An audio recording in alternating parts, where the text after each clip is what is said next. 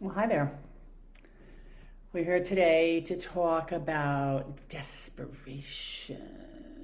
Yeah, desperation, which is to say, like when I first think about the word desperation, I think about all the my younger years that I pined away after some dude who didn't want me. I mean, despite my clear health, intelligence, and attraction. I don't know what the story was, but anyway, I know exactly what the story was. There's a whole story there, and I'll tell you that some other time.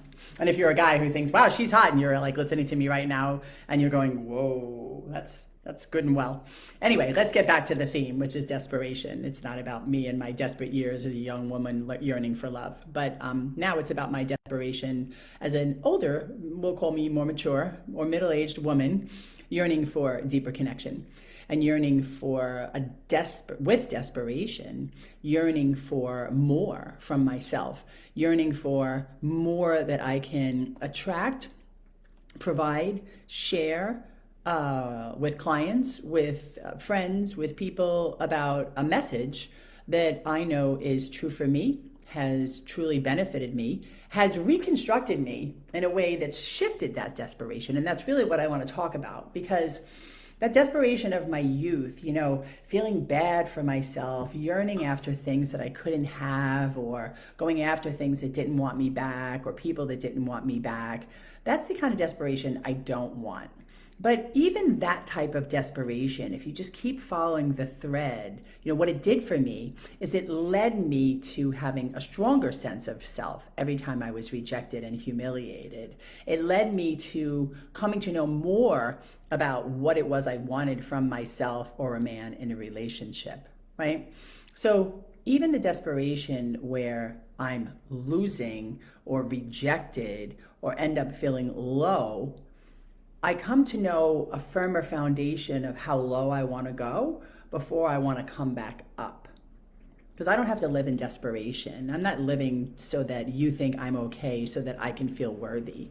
There's a sense of worthy intrinsically inside me that's there every minute of every day, no matter how somebody treats me, no matter how somebody talks to me, no matter whether or not someone might humiliate me.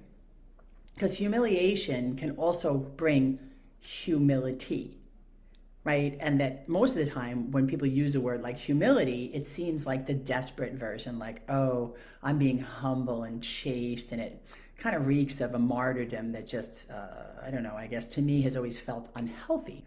That's not what I'm seeking. I'm seeking power. I'm seeking strength. I'm seeking resilience.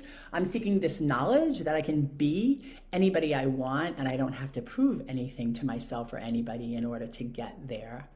And fortunately or unfortunately, depending on how you look at growth of a spiritual or personal nature, I have had to experience a lot of humiliations that bore fruit in desperation in order to hit a bottom where I was desperate no more, right? And there is a desperation now in my life and in my attitude to live the way I believe the divine higher self conscious creation that put me here on this planet wants me to live.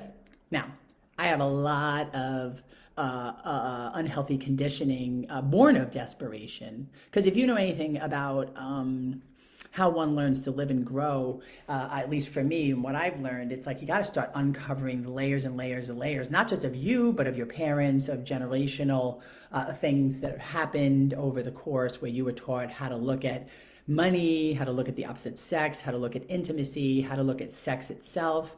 That's really unhealthy and desperate.